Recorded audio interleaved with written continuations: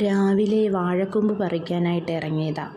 പക്ഷേ അതിന് ഹൈറ്റ് കൂടുതലായതുകൊണ്ട് ഏണി വേണ്ടി വരും എന്ന് തോന്നി. അപ്പോൾ ഞാൻ നിങ്ങൾക്ക് ഒരു കാര്യം കണ്ടേ. ചേനയുടെ ഇടയിൽ ഇതേ പൂത്ത് നിൽക്കുന്നു ചേനപ്പൂവ്. അപ്പോൾ ചേനപ്പൂവ് പൂത്തിട്ടുണ്ടാവും എന്ന് ഞാൻ വിചാരിച്ചു. കാര്യം 2-3 ദിവസമായിട്ട് നല്ല സ്മെല്ലായിരുന്നു. അപ്പോൾ ഈ സ്മെല്ലെന്ന് പറഞ്ഞു കഴിഞ്ഞാൽ നമുക്ക് എന്തോ അഴുകി നാറുന്ന പോലത്തെ ഒരു സ്മെല്ലാണ്.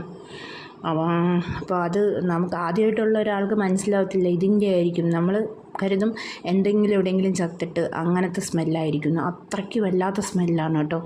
പക്ഷേ ഇതിൻ്റെ അടുത്ത് വന്നപ്പോൾ ഒരു സ്മെല്ലും ഉണ്ടായിരുന്നില്ല. അത് ഞാൻ കയ്യിലെടുത്ത് നോക്കി, മണപ്പിച്ച് നോക്കി, എന്നിട്ടും വലിയ സ്മെല്ലൊന്നുമില്ല.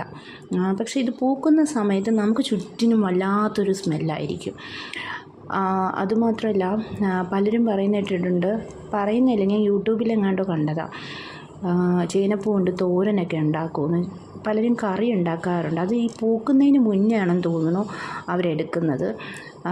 അപ്പോൾ ഞങ്ങളുടെ അവിടെ ആരും ഇങ്ങനെ കറിയൊന്നും ഉണ്ടാക്കിയിട്ടില്ല. ചേനപ്പൂ ഇട്ട് ഒന്നും ഉണ്ടാക്കി കഴിച്ചതായിട്ടോ ഒന്നും എനിക്കറിയത്തില്ല. ചേന ഉപയോഗിക്കുന്നല്ലാണ്ട് ചേനപ്പൂ കൊണ്ടൊന്നും യാതൊന്നും ഉണ്ടാക്കിയിട്ടില്ല. ഇത് കാണാൻ നല്ലൊരു അഴകൊക്കെയാണ്.